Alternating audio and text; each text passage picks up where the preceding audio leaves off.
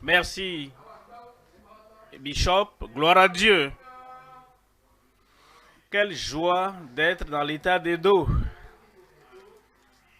et d'être avec l'Église. D'état de dos et de fortifier l'Église, élever l'Église, placer l'Église et les ministres de l'Église là où Christ les a placés.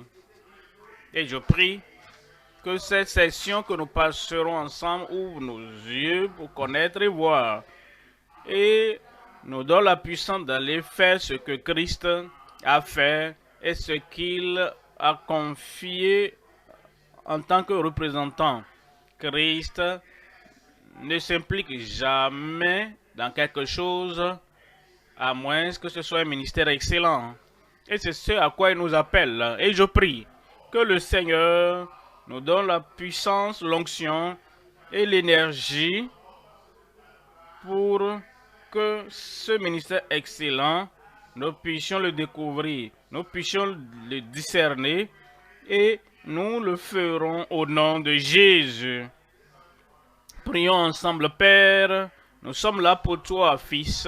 Nous sommes là pour toi, Saint-Esprit. Nous sommes là pour toi. Sonde-nous, conduis-nous, donne-nous la puissance afin que nous puissions gérer efficacement tout ce que tu nous donnes à faire. Nous prions que le ministère excellent soit dans l'Église, dans cet État, dans cette nation, et ensuite dans les nations du monde, au nom de Jésus. Nous te remercions pour l'exaucement. Au nom de Jésus, nous prions. Et tout le monde crie Amen. Nous sommes en Hébreu. Merci pour vous asseoir. Hébreu, au chapitre 8. Et je vous lis à partir du verset 6. Hébreu 8. Nous lisons à partir du verset 6. Il dit, mais maintenant, il a obtenu un ministère d'autant plus supérieur qu'il est le médiateur d'une alliance plus excellente qui a été établie sur de meilleures promesses. Vous verrez ici, il nous parle de Christ, notre Sauveur, notre Seigneur, non seulement Seigneur Sauveur, mais notre précurseur, notre exemple et notre modèle. Il dit, lui, Christ, a obtenu. Si nous voulons être dans le ministère excellent, nous devons l'obtenir. Vous ne pouvez pas l'obtenir par votre force, par votre puissance, ou bien par votre ingéniosité, mais nous l'obtenons. Un excellent, plus excellent. Alors, vous n'obtiendrez rien si vous ne désirez. Vous n'obtiendrez rien si vous n'êtes pas disposé à abandonner les choses qui ne sont pas excellentes. Nous devons donc quitter le mauvais pour le bon. Nous devons quitter le bon pour le meilleur. Nous devons donc abandonner le passé pour le présent. Et c'est comme ça que nous obtenons ce ministère plus excellent. Si vous êtes satisfait de ce que vous avez, si vous êtes satisfait de tout ce que vous avez fait, vous n'aurez même pas l'empressement, vous n'aurez pas le désir, vous n'aurez pas la passion, vous n'aurez pas la motivation, vous n'allez pas vouloir payer le prix pour obtenir ce qui est plus élevé, ce qui est plus grand, le ministère plus excellent idée par lequel il est le médiateur d'une alliance plus excellente. Une fois que vous restez avec l'ancienne alliance, l'alliance abolie, l'alliance de l'Ancien Testament, une fois que vous restez avec ça, et vous êtes avant le calvaire, et vous êtes même avant la première page de Matthieu, et tu es toujours là-bas, dans l'Ancien, tu es toujours là, demeurant en Malachie, tu es toujours là-bas, habitant en Exode ou en Lévitique, et tu n'as pas traversé pour venir dans cette alliance qui est nouvelle. Tu seras là-bas, mais tu ne vas pas suivre Christ, tu feras tout qui était avant la croix et avant le calvaire, mais dès maintenant qu'il est le médiateur. Il n'est plus Aaron, ce n'est plus les fils d'Aaron, ce n'est plus les anciens théologiens de l'Ancien Testament, c'est la meilleure alliance, la nouvelle alliance.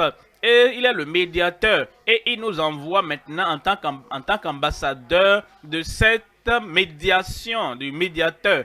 Et maintenant, nous prêchons cette meilleure alliance qui a été établie sur de meilleures promesses.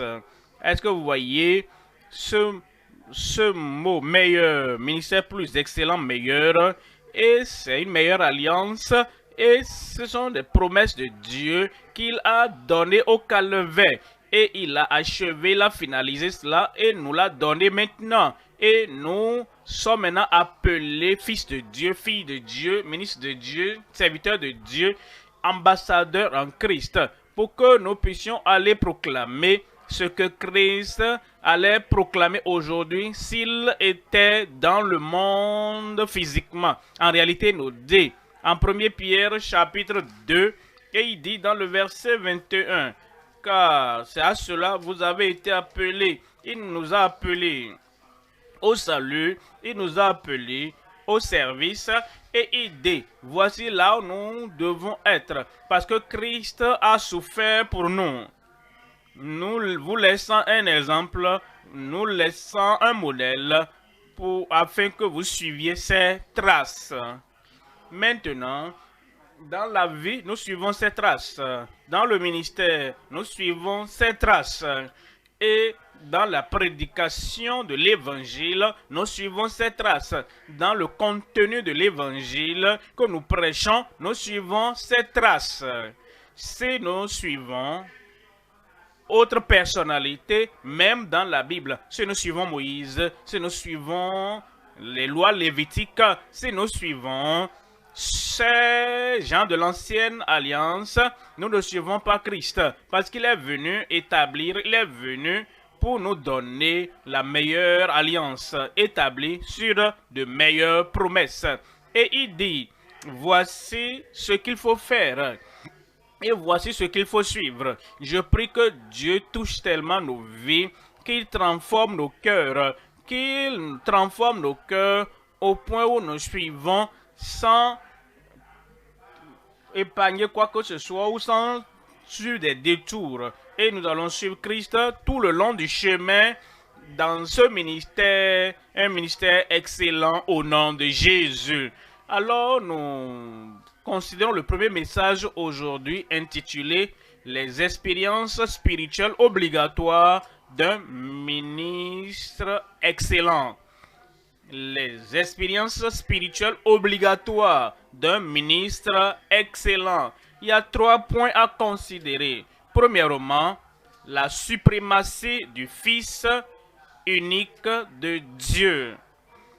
Le Fils unique de Dieu est suprême, plus élevé que nous, plus élevé que Moïse, plus élevé que Aaron, plus élevé que Josué, plus élevé que les anges, plus élevé que qui que ce soit qui ait jamais vécu sur la face de la terre, plus élevé qu'Adam et Ève. Il est suprême. Dieu lui a donné cette suprématie. Deuxième point, le salut par la grâce pour les fils croyants obéissants. Le salut est pour nous, pour tous. Pourquoi est-ce que tout le monde n'a pas eu ce salut? Parce qu'il y a un mot de sa part. Et le mot grâce, il nous donne, il nous appelle. Il dit, repentez-vous et croyez à la bonne nouvelle. Et comme nous venons à lui, dans l'obéissance à son appel, par obéissance à sa parole, par obéissance à ce qu'il nous dit, et nous croyons en lui, nous devenons des fils croyants obéissants. Troisième point, c'est la sanctification pour les serviteurs gracieusement ouverts, rachetés par le sang. Et en tant que serviteurs de Dieu, nous venons à lui et nous sommes ouverts. Nous sommes ouverts à lui au point du salut. Nous ouvrons nos cœurs et nous le disons. Là où nous étions, ce que nous avons fait, nous ne cachons rien. Rien du tout. Et ensuite, il nous appelle maintenant pour le service, mais il veut savoir qu'est-ce que tu fais maintenant? Quelles sont tes intentions? Quelle est ta passion? Quelle est ta consécration? Quel est ton engagement? Nous nous ouvrons également à lui et nous ne réservons rien. Il nous appelle sur le champ pendant que nous sommes sur le champ. Je veux travailler avec toi, mais je ne marche pas avec ceux-là qui ne sont pas sincères. Dis-moi, qu'est-ce qui est dans ton cœur? Et nous nous ouvrons à lui. C'est les serviteurs de Dieu ouverts, rachetés par le sang, qui sont sanctifiés et qui font seulement ce que Christ fera. Ils pensent à ce que Christ allait penser et ils vont là où Christ ira. Ces serviteurs ouverts, gracieusement sanctifiés, rachetés par le sang, lavés, purifiés par le sang, ces serviteurs de Dieu sont ceux-là qu'il place en position et il dit, oh, va faire ce que je faisais. Alors, il nous amène à être ambassadeurs, ses représentants, partout où nous allons. Voyons maintenant le premier point. Premier point, la suprématie du Fils unique de Dieu. Voyons Hébreux au chapitre 1. Nous lisons à partir du verset 1. Après autrefois plusieurs reprises et de plusieurs manières parler à nos pères par les prophètes. Par les prophètes. Vous savez ce qu'il dit? Il dit par le passé. Il a parlé par les prophètes. Voyez le verset 2. Dieu, dans ces derniers temps, nous a parlé par le Fils. Il dit, il est allé plus haut. Il révèle le type de salut que les prophètes examinaient, sondaient. Est-ce que c'était pour eux ou pas? Il dit, il a parlé à nos pères par ces prophètes, mais maintenant, et dans ces derniers temps, il nous a parlé, il nous parle par son Fils, qu'il a établi héritier, qu'il a établi,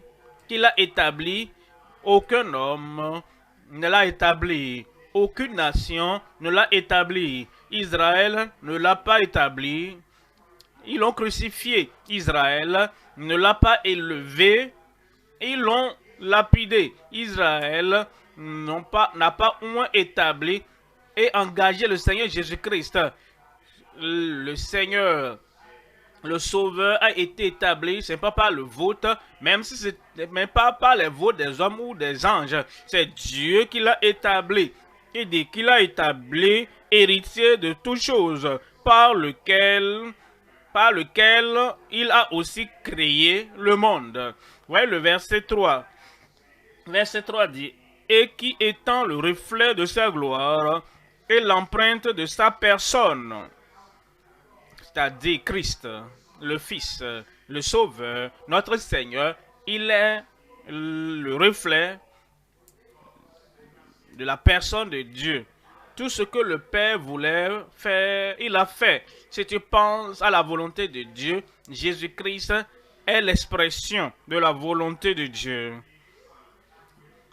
Est-ce que le salut est la volonté de Dieu? Bien sûr, parce que Jésus-Christ est l'expression de la volonté de Dieu. Est-ce que la guérison est la volonté de Dieu? Oui, parce qu'il a fait. Et Jésus-Christ est l'expression de la volonté de Dieu. Est-ce que la sainteté est la volonté de Dieu dans chaque génération pour chacun? Oui, parce que Jésus-Christ est l'expression de la volonté de Dieu.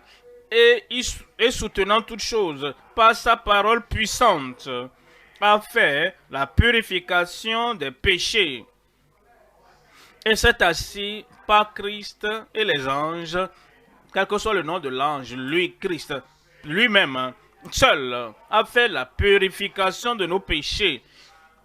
Ce n'est pas Jésus et le fondateur d'une dénomination ou le fondateur d'une religion, mais Jésus lui-même. Si tu pries pour le salut, tu dois prier seulement au nom de Jésus-Christ. Il n'y a pas un autre nom qui a été donné parmi les hommes par lequel nous devrions être sauvés, sauf le nom de Jésus.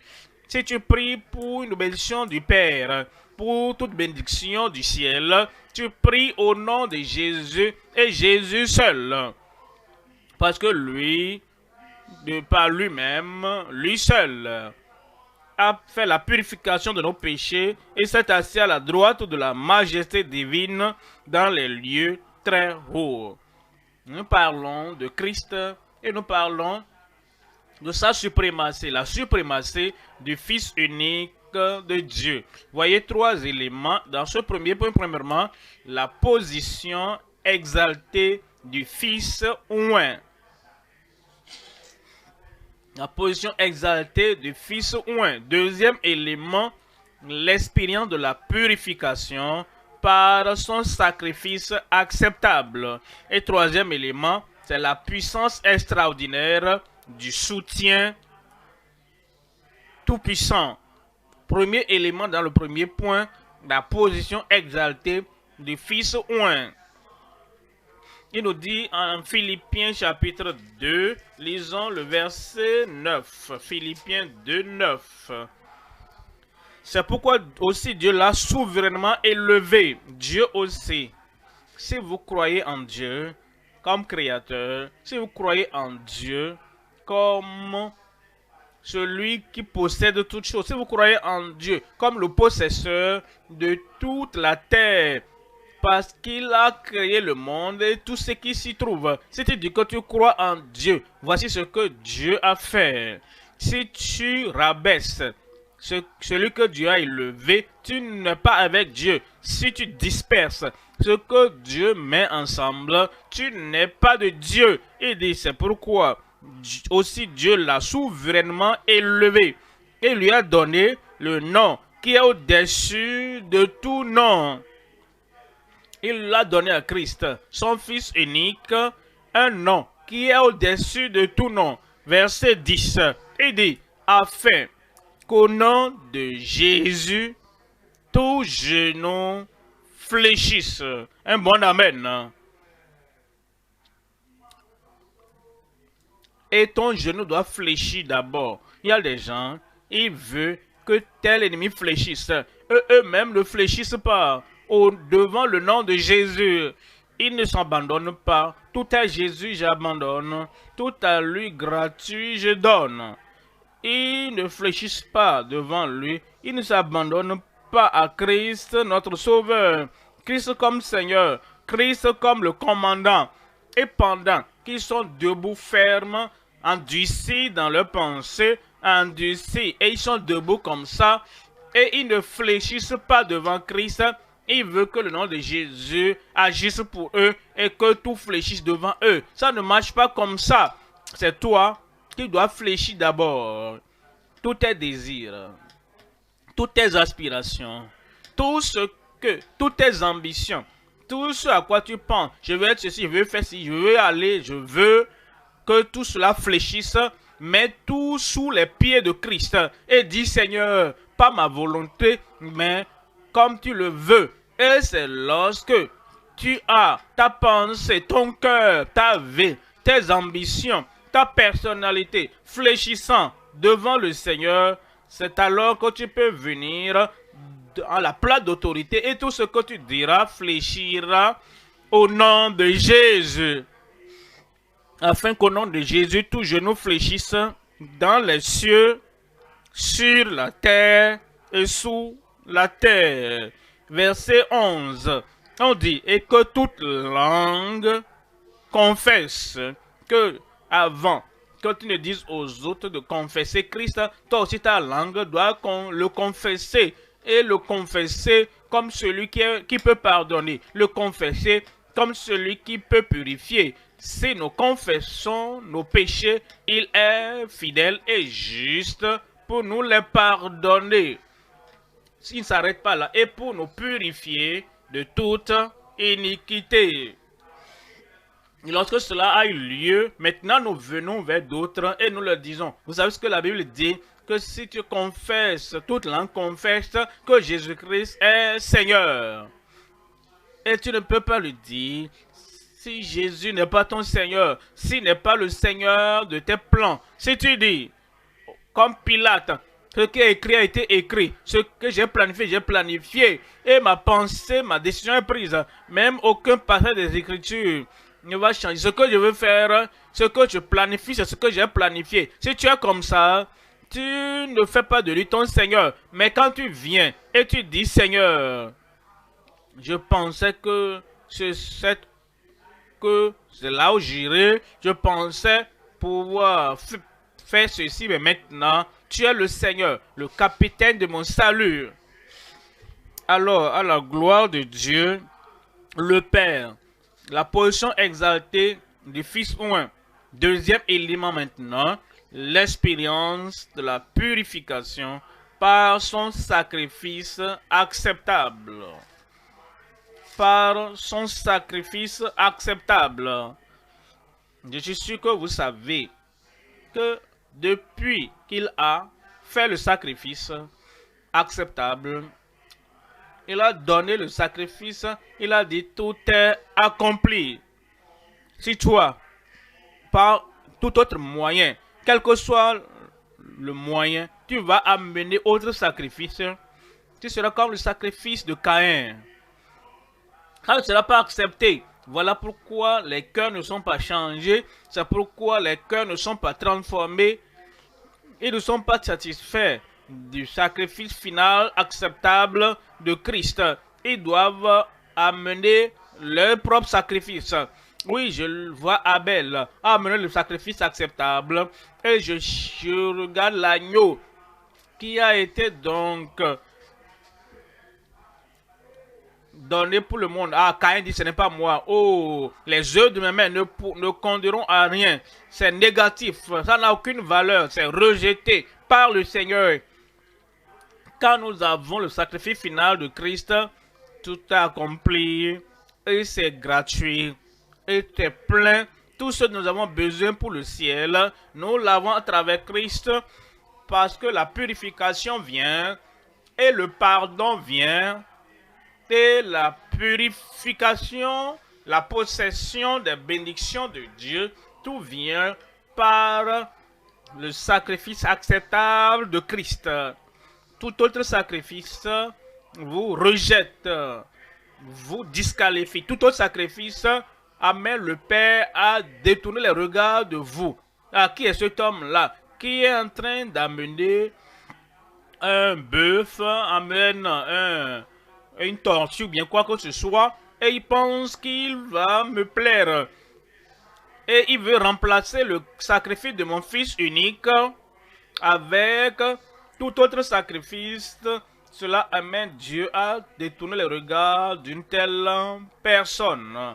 Il nous dit en Hébreu au chapitre 1, verset 3, et qui, étant le reflet de sa gloire et l'empreinte de sa personne, et soutenant toutes choses par sa parole puissante, à faire la purification des péchés. Si tu veux être libéré du péché ou de la conscience du péché, si tu veux être libéré de l'influence puissante du péché de ta vie passée, si tu veux être libéré de tout souvenir de ta vie passée, c'est par lui-même, Christ. Christ seul, il a fait la purification de nos péchés. Parfois, quand les gens pensent qu'ils ont lavé des habits, ce n'est pas assez propre. Tu laves les plats, mais ce n'est pas assez propre. Et aucun homme ne peut purger, purifier, pardonner. Et aucun homme ne peut purifier comme Christ. En réalité, la seule purification, la seule purge acceptable au ciel, c'est celle que Christ a faite. A fait la purification des péchés et s'est assis à la droite. Pourquoi s'est-il assis? Il s'est assis parce que tout a été fait. Il a achevé l'œuvre. Il a accompli l'œuvre. Et le Père a donné l'attestation que j'accepte cela. Tu n'as plus rien d'autre à faire. Christ n'a plus payé notre prix ou fait autre sacrifice avant que nous ne soyons pardonnés, avant que nous soyons sauvés, avant que nous soyons purgés, avant que nous soyons sanctifiés. Le sang a été versé. Maintenant, il s'est assis à la droite de la majesté dans les lieux très hauts. 1 Corinthiens au chapitre 5, je vous lis à partir du verset 7. En 1 Corinthiens, chapitre 5, verset 7. Faites disparaître le vieux levain, afin que vous soyez une pâte nouvelle, puisque vous êtes sans levain. Car Christ, notre Pâque, a été immolé.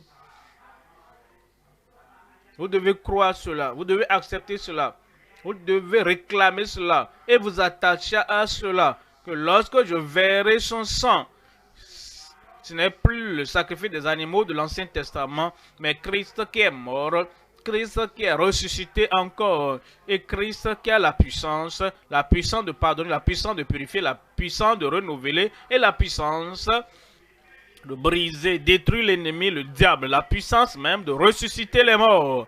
Il a la puissance, tout pouvoir sur la terre, dans les cieux, lui a été donné. Il dit maintenant, parce qu'il s'est sacrifié pour nous, venez, placez votre confiance en cela. Verset 8, célébrons donc la fête, non avec du vieux levain, non avec un levain de malice et de méchanceté, mais avec les pains sans levain de la pureté et de la vérité. Christ t'a pardonné. Si tu es né de nouveau, maintenant tu ne peux pas garder de malice. Tu ne peux pas dire, ah, je vais me venger. C'est peut-être en église. Tel autre croyant a fait quelque chose que je n'apprécie pas. Il dit, est-ce que tu es purgé? Est-ce que tu es lavé? Alors il te purifie de la haine, de l'ancienne vie. Et il dit que toute malice, toute méchanceté, nous devons abandonner. Mais le vieux levain de la méchanceté, l'insincérité est enlevée. La prétention est ôtée. Parce que nous sommes purgés par le sang de l'agneau. Troisième élément maintenant, la puissance extraordinaire du soutien tout-puissant.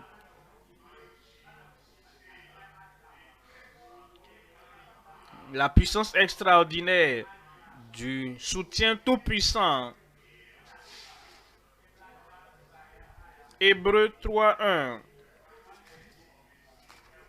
Quelle empreinte de sa gloire et l'empreinte de sa personne, soutenant toutes choses, soutenant toute personne, soutenant les croyants, soutenant même ses promesses, soutenant tout ce que le ciel a rendu disponible pour nous. Christ est celui qui soutient toutes choses par sa parole puissante, a fait la purification des péchés et s'est assis à la droite de la majesté divine dans les lieux très hauts. Verset 4, devenu d'autant supérieur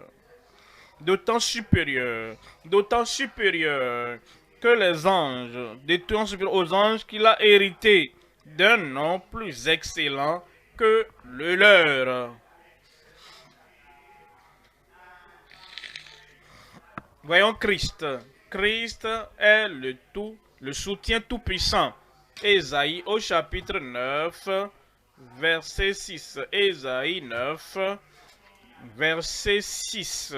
Ésaïe 9, 6. Dans le verset 6, nous dit, un enfant nous est donné. Verset 5, lui, c'est quand un enfant nous est donné, est né. Pourquoi Christ nous est donné? Pour nous sauver, pour nous guérir, pour nous délivrer, pour qu'il puisse nous faire passer de la vallée du désespoir et nous conduire au sommet de la montagne, de l'excitation, de la joie dans le Seigneur. Et dit, un enfant nous est né, un fils nous est donné, et la domination reposera sur son épaule. Premièrement, quand vous savez que Christ est né à cause de vous, il a été donné par le Père sur la croix à cause de vous. Toute la domination de votre vie repose sur ses épaules. L'administration de votre vie, vous mettez ça sur son épaule. Et les sorties et les entrées de votre vie, vous remettez tout sur son épaule. Les décisions et les désirs de votre vie, vous mettez ça sur son épaule. Et je ne comprends pas ceux-là qui disent que Christ était né pour eux et que Christ a été donné pour eux et que Christ les a pardonnés, que Christ a changé leur vie. Et ils s'attachent au gouvernement de leur vie, à l'administration de leur vie. Et ils s'attachent au leadership de leur vie. Quand vous acceptez Jésus-Christ comme Sauveur et Seigneur, il est né à cause de vous, il s'est livré pour vous, alors le gouvernement de votre vie repose sur son épaule. L'église, toute église qui invoque le nom de Christ, nous remettons l'administration de l'église, le gouvernement de l'église, le leadership de l'église, tout ce que l'église a, nous mettons ça sur ses épaules. Et quand ce monde et le second avènement de Christ, lorsqu'ils le recevront comme le Seigneur qui revient, ils le recevront, il sera roi des rois et seigneur des seigneurs, c'est ce qui arrivera. Tous les gouvernements du monde seront sur son épaule. Quiconque, n'importe où, n'importe quel groupe de personnes, dans n'importe quelle nation, quelle que soit la dispensation, lorsque nous l'acceptons, nous le recevons et nous savons qu'il est le Fils de Dieu et que le monde entier l'accepte en ce moment-là. Et les royaumes des mondes seront les royaumes de notre Seigneur et de notre Seigneur Jésus-Christ. Et il dit, la domination repose sur son épaule. On l'appellera admirable. Dites-moi, admirable. Nos vies ne seront pas admirables à moins que nous placions tout sur son épaule. Notre force, nos décisions, nos comportements, notre caractère, notre corps. Nous plaçons, reposerons tout sur son épaule. Et nous disons, vie, parce que je t'accepte et je te reçois de façon pratique. Tu es mon Seigneur et ta vie sera transformée. Quiconque dit, toute décision que tu prends, tout acte que tu poses, tout ce que tu fais, quand tout est placé sur son épaule, ta vie sera admirable. Il sera appelé conseiller, Dieu puissant, Père éternel, Prince de la paix.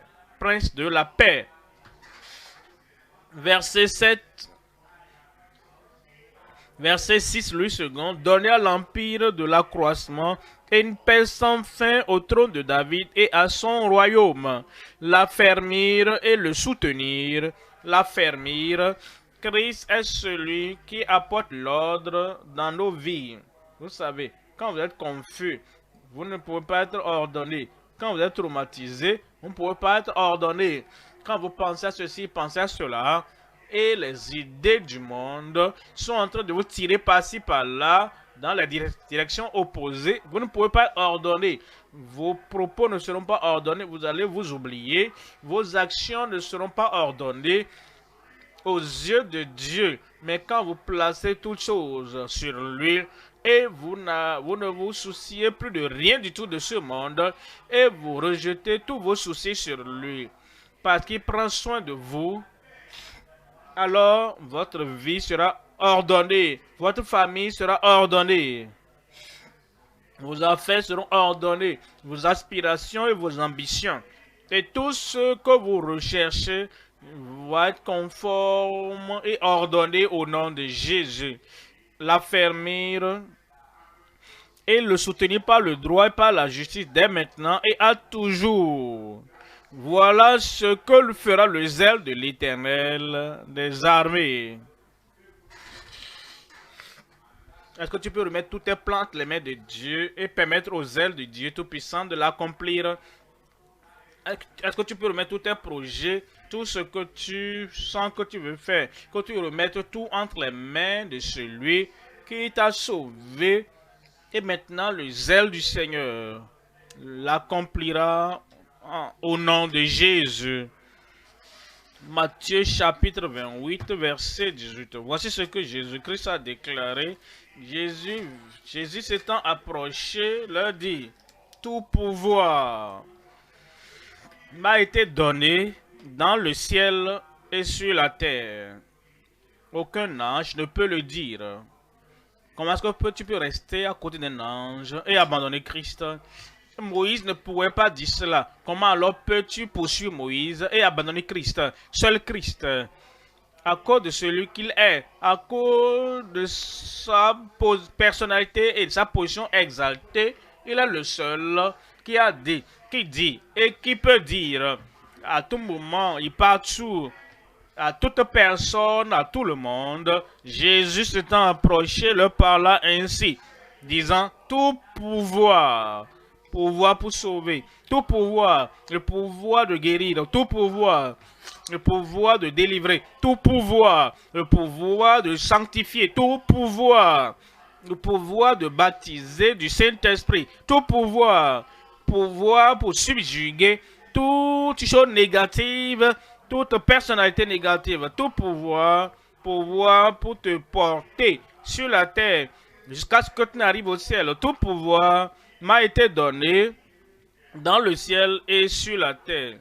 Deuxième point maintenant. Deuxième point, le salut par la grâce pour les fils croyants obéissants.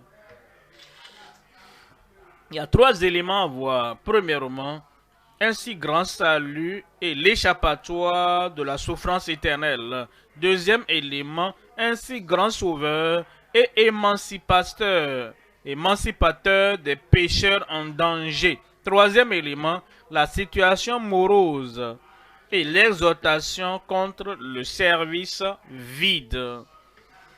Premier élément dans le deuxième point, un si grand salut et l'échappatoire de la souffrance éternelle. Voyons Hébreux au chapitre 2, verset 1. Hébreux 2, 1. C'est pourquoi nous devons d'autant plus nous attacher aux choses que nous avons entendues. Nous devons nous attacher aux choses que nous avons entendues. Quand quelqu'un va chez le docteur, il prête une attention particulière. Il écoute toute parole parce qu'il veut la guérison.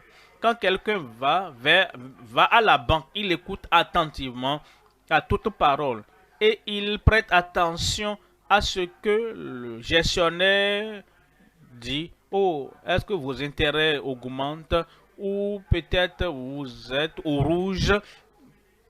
Ah, tout sera suspendu si vous ne faites ceci, vous faites cela. Quand quelqu'un va vers un ingénieur et il veut construire une maison sur une terre solide, il écoute attentivement toute parole avec une attention particulière. Mais les êtres humains, ce sont les êtres humains qui viennent vers le Sauveur, qui peut les sauver du péché, qui peut les sauver de la souffrance, qui peut les sauver de l'enfer, qui peut les sauver de tout mal, ici sur la terre et dans l'éternité, mais ils ne prêtent pas attention. Voilà pourquoi les pécheurs viennent à l'église 5 fois, 10 fois, 200 fois. Ils viennent à l'église pendant des années et ils ne sont pas nés de nouveau. Ils ne sont pas sauvés. Pourquoi? Parce qu'ils ne prêtent pas attention à ce qu'ils entendent. Voilà pourquoi plusieurs peuvent venir à l'église et dire je suis sauvé, disent-ils. Mais leur vie intérieure n'a pas été purifiée. Il n'y a pas de sanctification. Il n'y a pas de sainteté sans laquelle personne ne verra le Seigneur. Vous savez pourquoi? Parce qu'ils ne s'attachent pas aux choses qu'ils ont entendues. C'est pourquoi plusieurs viennent aux conférences qui vont les élever, qui vont les amener plus haut, leur donner la puissance, les enrôler, les engager et les amener à être des ministres différents et les amener à être quelqu'un qui ira plus haut que tout le monde. Mais ça n'arrive pas. Pourquoi? Parce qu'ils ne s'attachent pas aux choses qu'ils ont entendues. C'est pourquoi nous devons d'autant plus nous attacher aux choses que nous avons entendues, de peur que nous soyons emportés loin d'elles. Au moment de la décision, de décider pour Christ, en ce moment-là, tout ce qu'ils ont entendu, ils laissent là s'éloigner.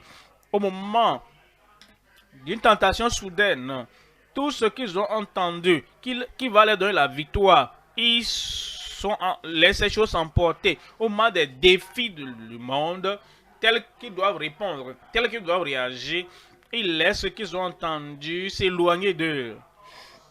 Et pour cela donc, ils n'ont pas la victoire qu'ils devraient avoir. Verset 2.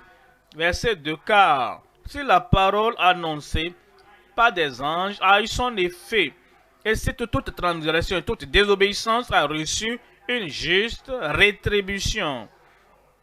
Verset 3 dit, comment échapperons-nous en négligeant un si grand salut? Il y a des gens qui ne rejettent pas. Ce n'est pas qu'ils disent non, le salut n'est pas réel, le salut ne vient pas de Christ. Non, ils croient à tout cela, mais ils négligent. Il y a des choses que vous ne rejetez pas ouvertement, que vous ne dites pas non, je peux être sauvé de moi-même. Vous le dites, vous l'acceptez, que Jésus-Christ et Jésus seul peut sauver.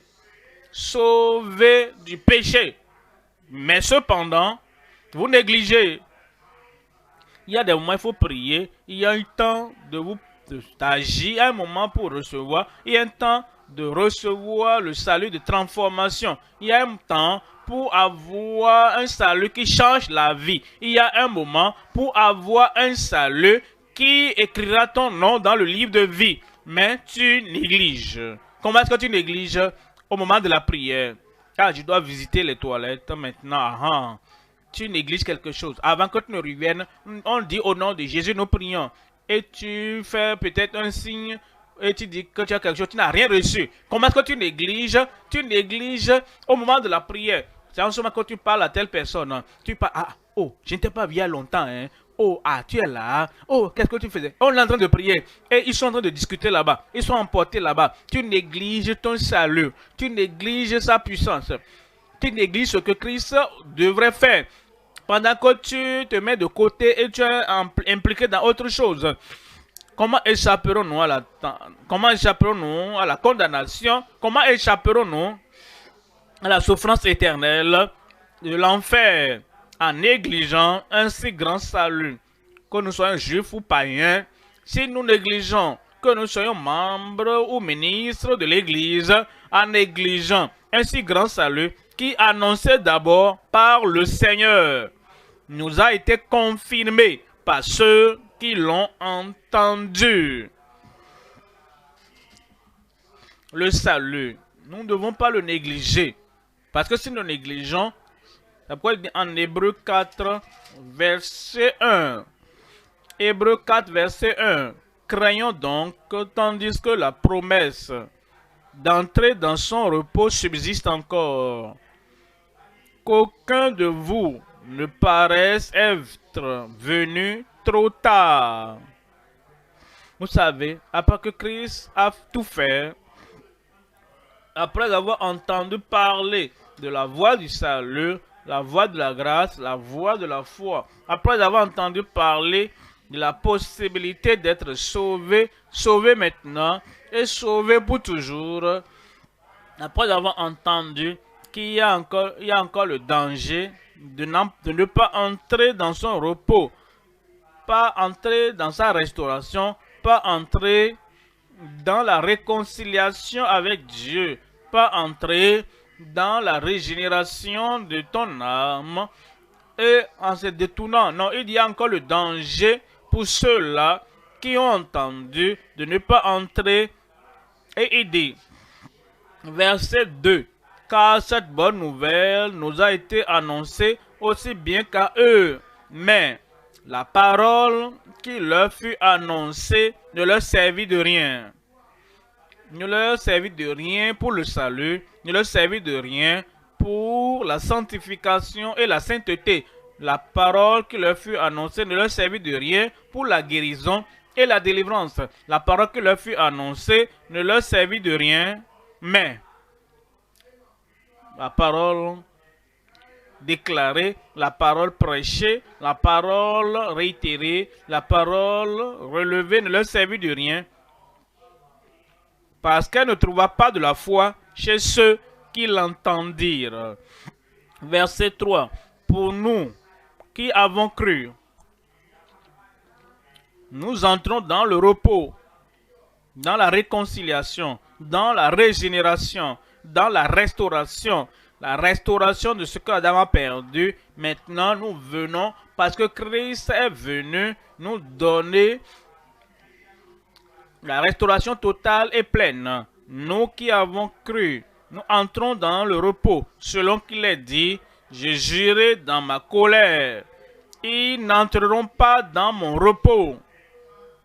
Il dit cela, quoique ses œuvres eussent été achevées depuis la création du monde.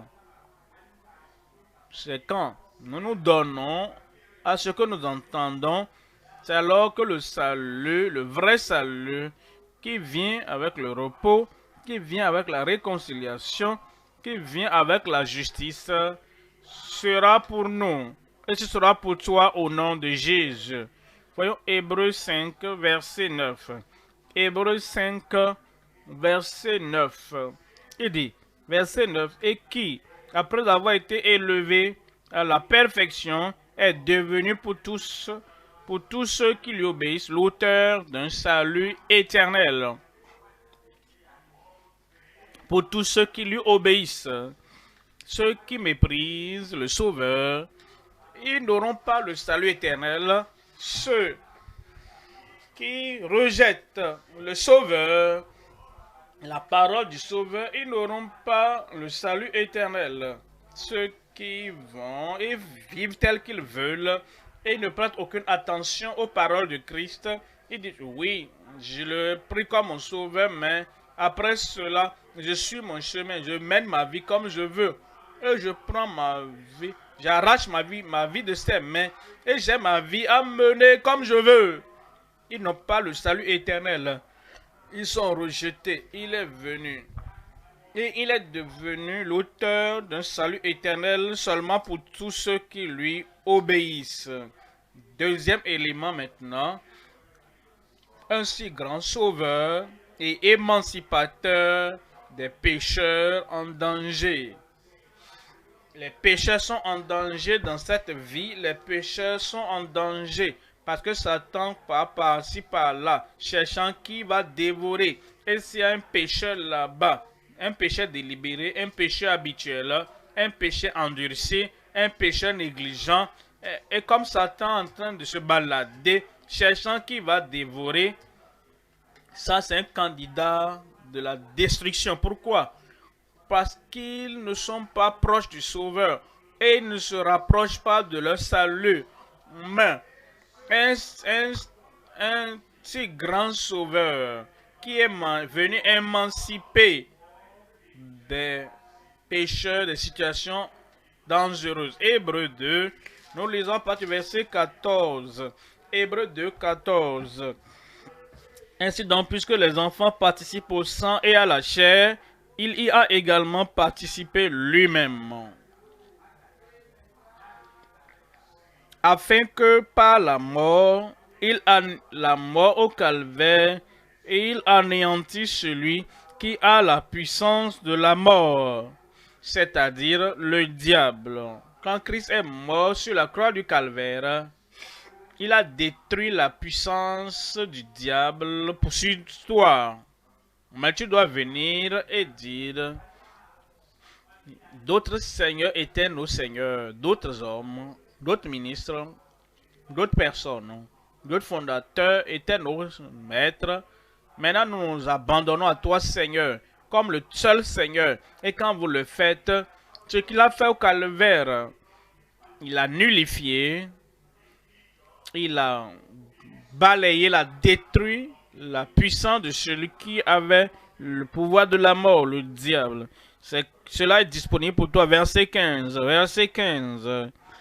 Et qu'il délivra tous ceux qui, par crainte de la mort, étaient toute leur vie retenus dans la servitude. À cause de la crainte, ceci peut arriver. Et ils sont attachés, ils sont dans la servitude aux herboristes, aux traditionalistes. Ils se retrouvent dans la servitude à ceux qui malmènent leur vie. Si tu veux t'abandonner aux gens autour de toi, ils sont là. Et ils contrôlent ta vie. Ils disent, ne te lève pas, ne t'assois pas, ne va pas, ne va pas là-bas. Et il contrôle ta vie jusqu'à ce qu'il t'amène à détourner les regards du Sauveur. Et tu te concentres sur eux. Peut-être un homme, ça peut être une femme, et qui contrôle ta vie, et te fait taire. Jusqu'à ce que, même si tu proclames être sauvé, tu les crains tellement et tu es dans la servitude. Toutes tes servitudes sont dispersées au nom de Jésus. Quand tu sors et que tu comprends que Christ, le Fils de Dieu, a payé tout le prix pour moi, où est celui qui me contrôle? Où est la personne terrible, quel que soit ce qu'elle a, qui qu'elle soit? Tu détournes tes regards de cette personne. Tu peux même lui tourner le dos. Parce que Dieu est derrière toi. Et il est devant toi. Et il est à tes côtés. Au-sous toi sont les bras éternels. Parce que tu es sauvé. Alors tu n'es pas assujetti à ces gens. Tu es libre au nom de Jésus. Et en Colossiens chapitre 2, verset 13. Colossiens 2, 13. Vous qui étiez morts par vos offenses et par l'incirconcision de votre chair, il vous a rendu à la vie avec lui. Il vous a rendu à la vie avec lui en nous faisant grâce pour toutes nos offenses. Amen. Verset 14. Il a effacé l'acte dont les ordonnances nous condamnaient et qui subsistait contre nous. Et il a détruit en le clouant à la croix. En le clouant à la croix. Verset 15. Il dit, il a dépouillé les dominations, les autorités et toutes les autorités de domination qui voulaient livrer une guerre publique secrète, mortelle contre ta vie. Toutes ces autorités de domination, il les a livrées publiquement en spectacle, en triomphant d'elles par la croix, au nom de Jésus. Troisième élément maintenant, la puissance, la situation morose et l'exhortation contre le service vide. La situation morose, sombre, nous parlons, et l'exhortation contre le service vide. Rappelez-vous les enfants d'Israël, ils sont sortis de l'Égypte, ils ont continué à marcher, et ils étaient en marche vers la terre promise. Mais ils avaient une situation morose. Leur langue n'était pas domptée, conforme aux promesses de Dieu, à la puissance de Dieu, à la provision de Dieu. Et chaque fois qu'ils avaient un petit défi, une situation mineure, leur langue commençait à parler. Et ils ont bu l'eau du rocher, ils n'ont pas changé. Ils ont mangé la manne du ciel, ça n'a pas changé leur langue. Et ils ont écouté la parole de Dieu directement de l'homme qui est allé au sommet de la montagne et a reçu l'alliance, les commandements de Dieu. Mais tout cela n'a pas changé leur vie, les situations moroses. C'est pourquoi nous sommes exhortés maintenant contre le service vide. Quand ils voulaient bâtir le tabernacle, les gens ont donné l'or, l'argent qu'ils avaient, mais c'était un service vide. Leur langue a annulé l'efficacité et l'efficacité de leur service. C'est pourquoi le Seigneur nous dit, comme nous évoluons dans ce voyage qui conduit à la vie éternelle, nous ne devons pas nous ruiner par notre langue, par notre entêtement, par notre opposition à la voix de Dieu. Nous n'allons pas nous retrouver dans des situations sombres et nous serons en train d'offrir, rendre des services vides qui ne nous mènent nulle part, des services vides qui n'apportent pas le salut ici ou dans l'éternité. Voyons Hébreux au chapitre 3 et à partir du verset 12. Prenez garde, frères, il parle aux frères. Prenez garde, frère, que quelqu'un de vous n'ait un cœur mauvais et incrédule, au point de se détourner du Dieu vivant. Ils étaient avec le Dieu vivant quand ils sont sortis du pays d'Égypte. Mais ils se sont éloignés après avoir chanté, après avoir lu et après avoir vu la mer rouge dans Exode 15, 16. Et quand vous évoluez, ils se sont éloignés du Dieu vivant. Verset 13. Mais exhortez-vous les uns les autres chaque jour, aussi longtemps qu'on peut dire aujourd'hui, afin qu'aucun de vous ne s'endurcisse par la séduction du péché. Le péché, non seulement apporte la culpabilité, la condamnation, cela nous donne l'endurcissement du cœur, le péché. Le péché donne une conscience scellée. Le péché nous donne l'endurcissement de cœur. Et nous pouvons faire tout ce que nous pensons que nous faisons sans impunité. Nous ne craignons plus. Nous ne pensons même plus à ce que Dieu peut faire. Dieu est sorti de l'équation de leur vie, de la personne qui pêche, et qui dit, bon, ça c'est moi. Si tu veux m'accepter, accepte-moi tel que je suis. Mais le ciel ne va pas t'accepter comme pécheur sale, comme pécheur souillé, comme pécheur défiant, comme un pécheur abandonné, entêté, têtu. Le ciel ne va pas t'accepter tel que tu es. Il faut un changement de cœur, un changement de vie. Il faut la sainteté avant d'aller au ciel. Et exaltez-vous les uns les autres chaque jour, aussi longtemps qu'on peut dire aujourd'hui, afin qu'aucun de vous ne s'endurcisse par la séduction du péché. Verset 14. Verset 14.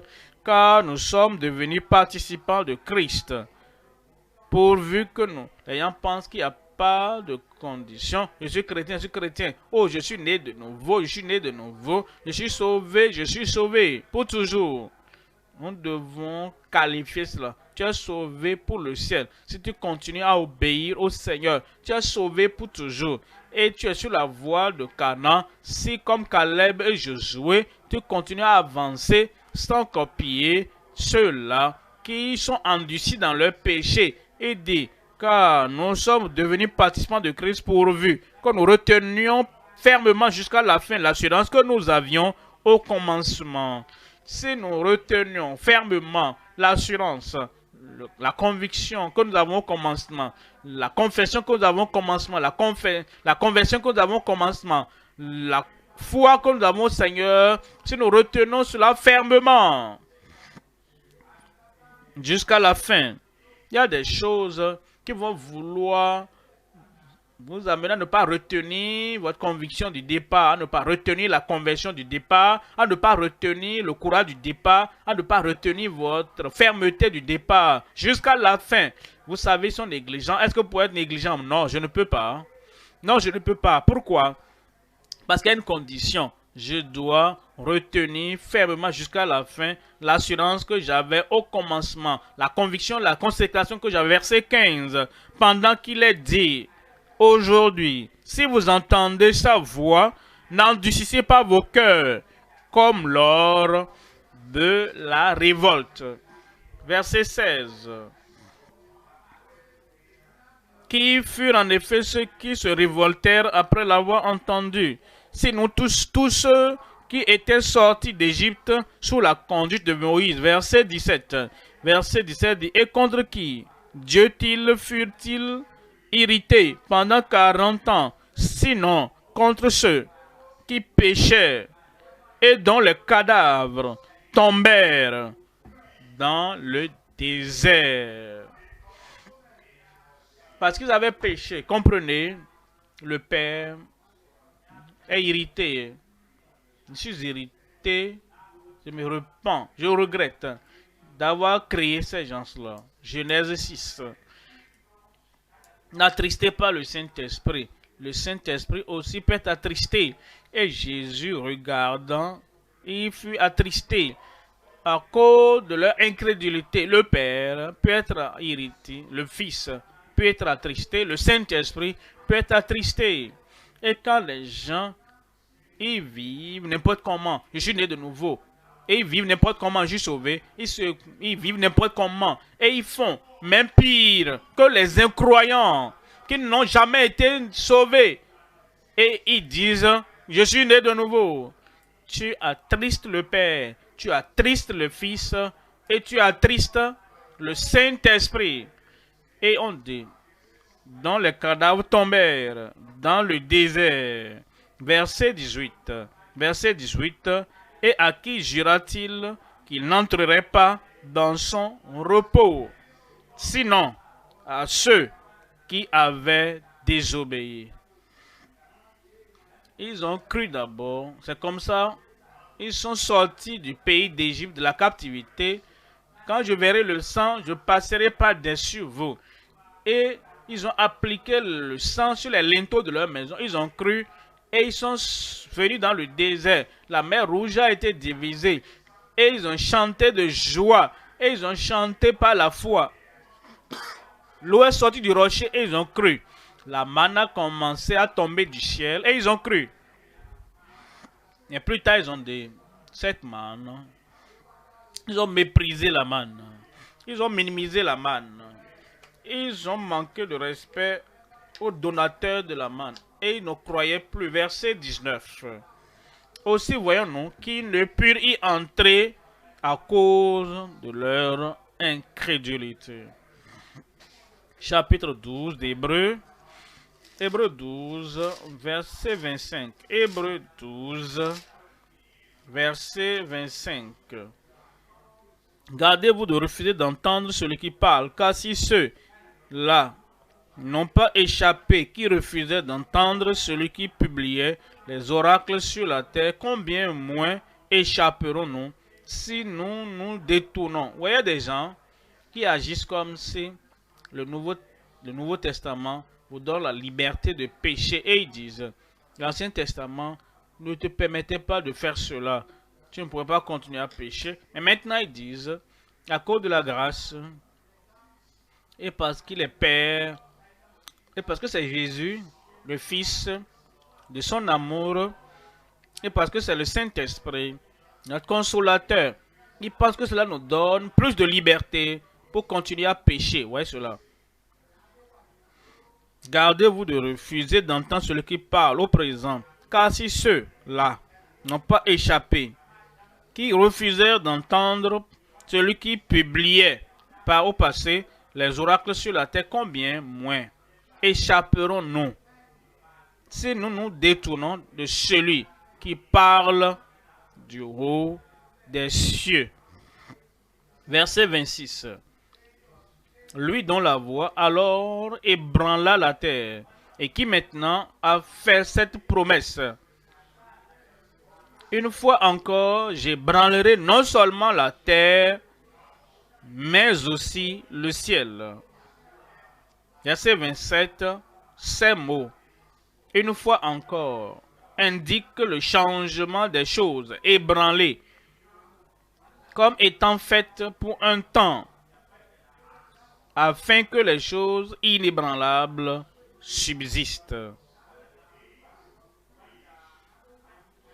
Verset 28. Seul homme qui ne peut être ébranlé. Les mensonges du diable ne le branlent pas. Les activités du diable, des adorateurs de Satan ne les branlent pas.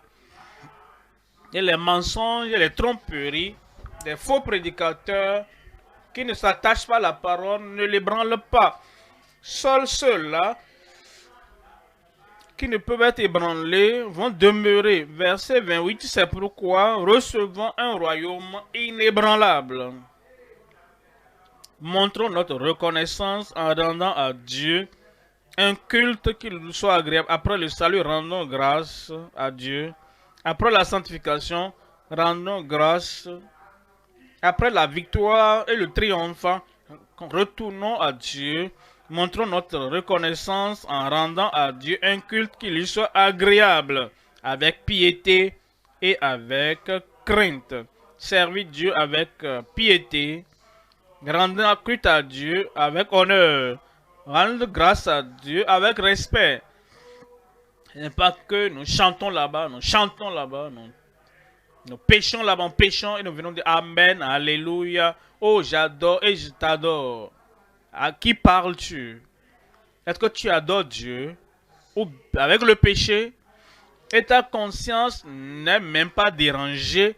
Si nous voulons le servir de façon acceptable, nous venons avec piété, avec crainte. Verset 29, car notre Dieu est aussi, ce n'est pas éteint, mais maintenant. Ceux qui relèguent sa parole, son standard et qui pêchent n'importe comment.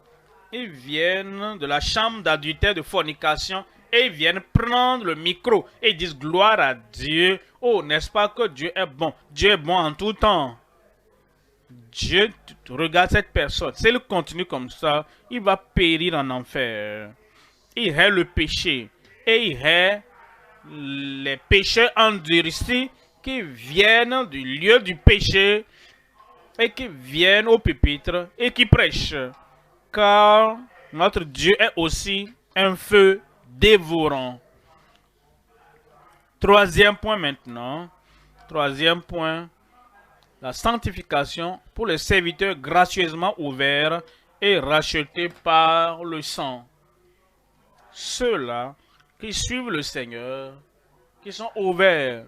Montrez-moi un croyant. S'il est un vrai croyant, il est ouvert. Il n'y a rien de caché. Il n'y a rien qui met sous le tapis. Ah, oh, j'espère que Dieu ne voit pas ça. Hein. J'espère que Jésus ne voit pas ceci. Hein. J'espère que le Saint-Esprit ne va pas découvrir ceci. Hein. J'espère que mon ami, mon croyant le plus proche ne va pas voir ceci. Non. Si tu n'es pas sanctifié, alors s'il y a quelque chose que tu caches, que tu essaies de cacher à Dieu, et tu dis, oh, Adam, où es-tu? Ève, où es-tu? Fils, où es-tu? Fille, où es-tu? J'ai entendu ta voix et je me suis caché quelque part. Et tu as fait quelque chose. Est-ce que tu as pris le fruit interdit? Quand nous sommes de vrais enfants de Dieu, nous vivons la présence de Dieu avec l'ouverture, avec le sang racheté par le sang, purifié par le sang, énergisé par le sang à cause de ce que son sang a fait. Nous sommes ouverts devant Dieu. Ouvert devant les gens. Tu ne crains pas les gens là-haut. Ils peut-être, ou bien dans le bus, ou dans le véhicule d'un policier, et ils se cachent quelque part. Ils mettent ceci, mettent ceci, mettent cela. Pourquoi? N'es-tu pas un croyant? Est-ce que tu dois attendre que les policiers sonnent leur sirène pour que tu puisses te cacher? Est-ce que tu ne peux pas écouter le son de sirène de ta conscience? Il y a trois éléments à voir. Premièrement, la communion des saints sanctifiés avec le sanctificateur.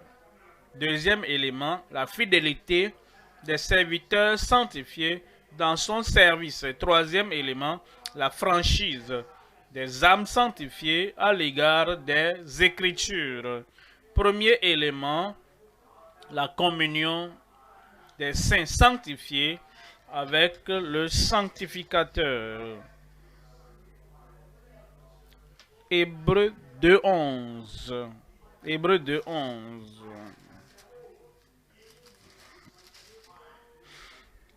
Car celui qui sanctifie, pour dire être sanctifié, être mis à part pour un usage saint.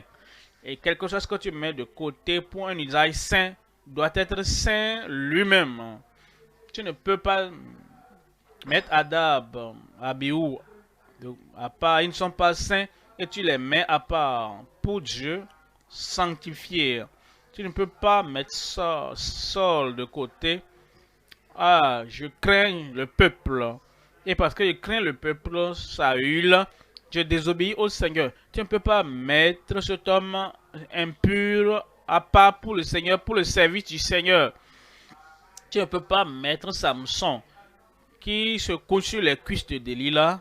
Tu ne peux pas le mettre à part pour un usage saint. Si tu es mis à part pour un usage saint, ton cœur, ta pensée, ton cœur, ton esprit, ta vie doivent être saints. et tu dois être transparemment saint aux yeux du Seigneur. La communion des saints sanctifiés avec le sanctificateur. Car celui qui sanctifie et ceux qui sont sanctifiés, car celui qui sanctifie et ceux qui sont sanctifiés sont tous issus d'un seul. C'est pourquoi il n'a pas honte de les appeler frères devant les anges, devant le Père. Il n'a pas honte devant le monde de les appeler frères. Quand nous sommes sanctifiés, quand nous sommes purifiés de l'intérieur vers l'extérieur, il n'y a pas de culpabilité, pas de condamnation. Il n'y a aucune condamnation. Nous savons que nous sommes sanctifiés par le sang de l'agneau. Alors, nous pouvons venir à Dieu unis à Christ, le sanctificateur.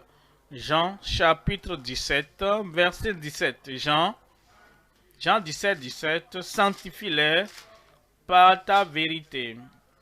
Tu n'es pas sanctifié par l'erreur. Tu n'es pas sanctifié par la tromperie. Tu n'es pas sanctifié par la tromperie de soi. Ah, je vais bien, je vais bien. Et tu le répètes plusieurs fois. Ça ne sanctifie pas. Le soliloque. Oh, je suis enfant de Dieu. Je suis un enfant de Dieu. Ta conscience crie. Et tu continues à répéter. Ça ne sanctifie personne. Mais la vérité de la parole de Dieu, la vérité qui dit, voici la vérité de Christ, et la vérité personnifiée, Christ, est la vérité.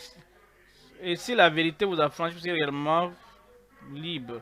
Sanctifie par ta vérité, ta parole est la vérité. Hébreux 13, verset 12. Hébreux 13, 12. 13, 12. C'est pour cela que Jésus aussi, afin de sanctifier le peuple, par son propre sang, le sang qui nous sauve, le sang qui nous pardonne, le sang qui nous purifie, le même sang qui nous sanctifie, en pur, saint, inoffensif, sans tache, le sang sans tache. C'est pourquoi Jésus aussi, afin de sanctifier le peuple, par son propre sang, a souffert hors de la porte. Verset 13. Sortons donc pour aller à lui, hors du camp, en portant son opprobre. Si vous feintez la persécution, vous ne pouvez pas être sanctifié. Si vous fuyez les opprobres, si vous fuyez les insultes du monde, si vous fuyez, vous évitez les activités perplexes des rétrogrades, ce n'est pas possible d'être sanctifié. Mais quand vous êtes prêt à porter son opprobre et vous sortez pour dire la sanctification, la sainteté, la pureté de cœur et le billet pour aller au ciel est plus important pour moi que toute autre chose sur la terre. C'est comme ça que nous sommes sanctifiés. C'est notre consécration. Verset 14. Car nous n'avons point ici-bas de cité permanente, mais nous cherchons celle qui est à venir. Et nous y arriverons au nom de Jésus. Et tu y arriveras au nom de Jésus. Deuxième élément maintenant, la fidélité des serviteurs sanctifiés dans son service. À son service. C'est quoi la fidélité? Être rempli de foi en l'absence de personnes qui t'observent. Regardez-moi ici, prédicateur. Disons que mon épouse n'est pas là et j'ai fait le vœu à elle seule jusqu'à ce que la mort nous sépare. Et nous ne pouvons pas être au même lieu physique à tout moment.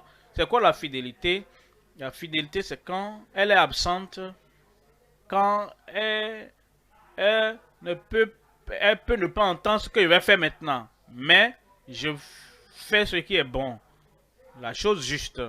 Pas parce qu'elle est là, même quand elle n'est pas là. Ça, c'est la fidélité. Quand tu as la parole de Dieu, et voici ce que la parole de Dieu dit, que le pasteur soit là ou pas, que la femme du pasteur soit là ou pas, que tes dirigeants ou responsables soient là ou pas, ou quelqu'un est là pour te défier ou pas. Ou peut-être tu as fait taire tout le monde et tu as fermé la bouche à tout le monde. Et il n'ose pas te défier. Ah, la fidélité, c'est lorsque personne n'est assez courageux pour te défier. Mais cependant, tu t'attaches fidèlement à la parole de Dieu. Ça, c'est la fidélité. Montrez-moi, c'est qui un chrétien fidèle aujourd'hui. Montrez-moi un ministre fidèle aujourd'hui. Montrez-moi qui est fidèle aux vœux à Dieu, à leur consécration à Dieu, fidèle à leurs vœux envers leur mari, vœux à l'égard de leur femme. Est-ce qu'ils ne veulent pas que leur femme soit loin pour qu'ils soient libres de péché, libres d'aller en enfer? Est-ce qu'ils ne veulent pas que leur mari soit loin, au moins pour être ailleurs, afin qu'elle soit libre, libre de péché et libre d'aller en enfer? Mais vous savez, les gens fidèles sont ceux-là qui s'attachent à la parole de Dieu. Ils ont la conviction. Pas parce que la femme ou le mari, membre, ministre ou les responsables ou quelqu'un est là. Ils sont engagés à la parole de Dieu. Dans les moindres détails, tous les traits des T et tous les points des I. Et peu importe ce que quelqu'un fait ou quelle que soit la manière dont chacun réagit, il est fidèle à la parole. Ça, c'est la fidélité que Dieu veut. Et en Hébreu 3, verset 1. Hébreu 3, verset 1. C'est pourquoi, frères saints, ce sont ces frères-là que le ciel connaît. Frères saints, qui avait part à la vocation céleste, considérez l'apôtre et le souverain sacrificateur de la foi que nous professons. Jésus-Christ, verset 2. Verset 2. Jésus qui a été fidèle à celui qui l'a établi. Qui a été fidèle à celui qui l'a établi comme Moïse, comme le fut Moïse dans toute sa maison. Puisse-t-il nous trouver fidèles en tout temps, partout, à tout moment, au nom de Jésus. 1 Corinthiens chapitre 4, verset 2. 1 Corinthiens 4, verset 2. Verset 2 nous dit du reste, ce qu'on demande des dispensateurs, hommes ou femmes, le matin, dans l'après-midi, ce qu'on demande des dispensateurs, c'est que chacun, homme, femme, soit trouvé fidèle. Troisième élément maintenant, la franchise des âmes sanctifiées à l'égard des Écritures.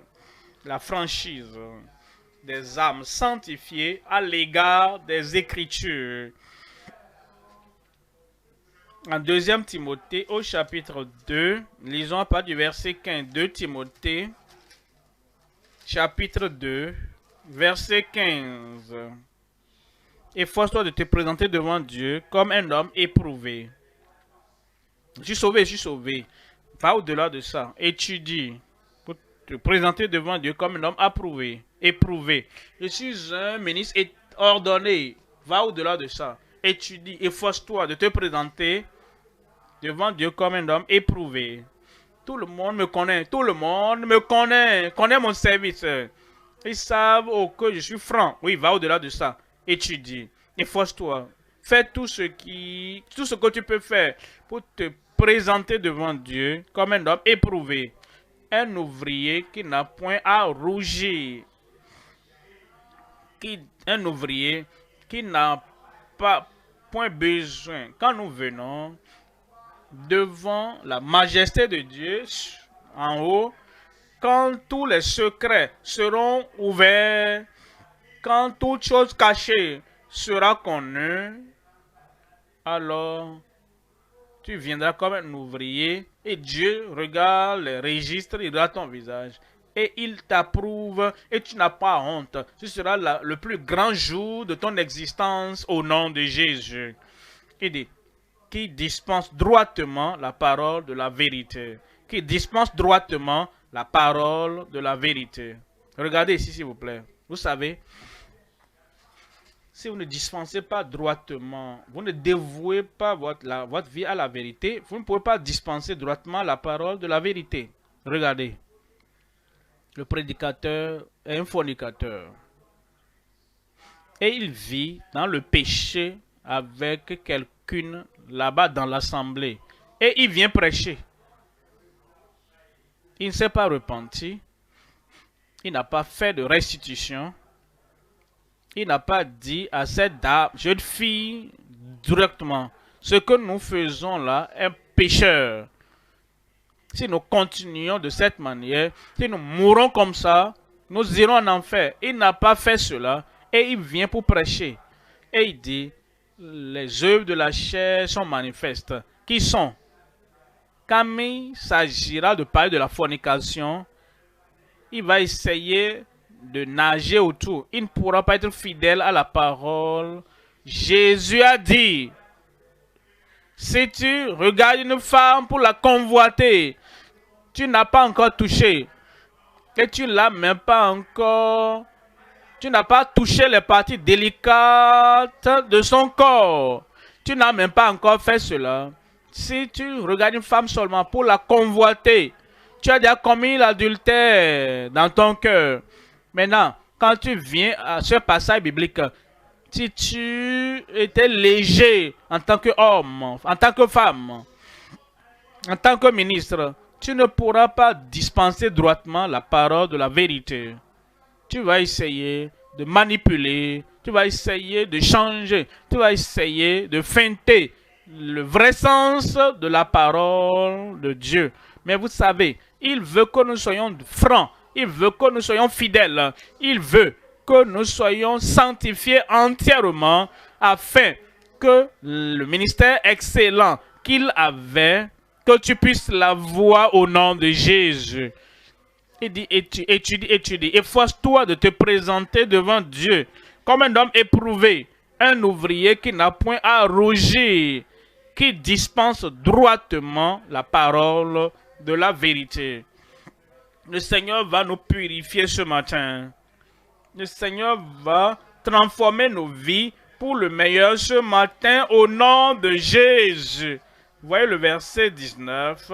Verset 19, il dit, néanmoins, le solide fondement de Dieu reste debout avec ses paroles qui lui servent de sceau. Le Seigneur connaît ceux qui lui appartiennent. Et quiconque, tout ministre, tout prédicateur, tout pasteur, tout évangéliste, que quiconque invoque le nom du Seigneur s'éloigne de l'iniquité. C'est ce que nous allons faire maintenant. C'est ce que nous allons faire maintenant. Et la puissance de purification du Seigneur aura des faits dans notre vie au nom de Jésus. Et l'Esprit de Dieu qui donne la puissance viendra dans ta vie. Et à partir d'aujourd'hui, ton ministère sera levé à un niveau supérieur au nom de Jésus. Un ministre excellent pour un ministère excellent. Le Seigneur le confirme dans chacune de nos vies au nom de Jésus. Tenons-nous debout, comme prions, parlons Seigneur, et disons Seigneur, nous voici, me voici Seigneur, voici ce que je veux être. Et le Seigneur va le confirmer dans chaque vie. Levons-nous, levons-nous, levons-nous et parlons à Dieu dans la prière. Que le ministère excellent de Christ soit reproduit dans la vie d'un ministre excellent.